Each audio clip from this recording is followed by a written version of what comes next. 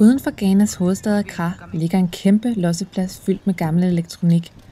Det bliver sejlet fra europæiske lande, som f.eks. Danmark, til Ghana, når det ikke længere kan bruges i Europa.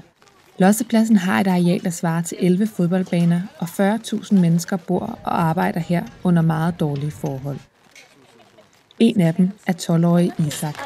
Han arbejder på lossepladsen hver dag, og han går ikke i skole. Han drømmer om at arbejde i en bank, når han bliver stor. De yngste drenge på pladsen samler overskydende metal op fra jorden med store magneter.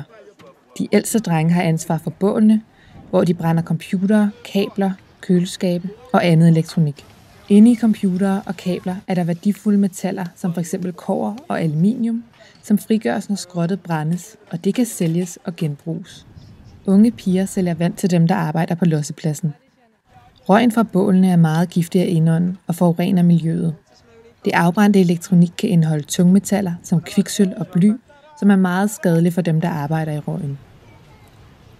Yusif er 9 år gammel. Han kommer fra den nordlige del af Ghana, men er flyttet til hovedstaden Accra for at finde arbejde. Han arbejder og bor på elektroniklossepladsen.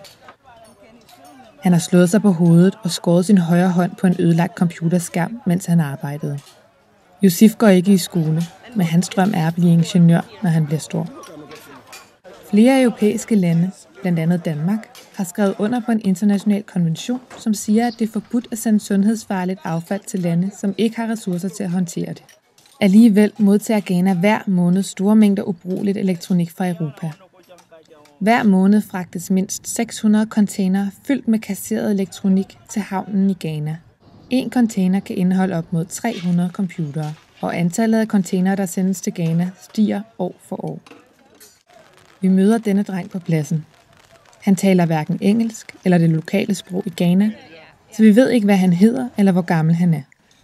Vi finder frem til, at han er flygtet fra nabolandet Togo til Ghana, og nu arbejder han her på elektroniklossepladsen. Ligesom rigtig mange andre børn, som burde gå i skole i stedet for at arbejde.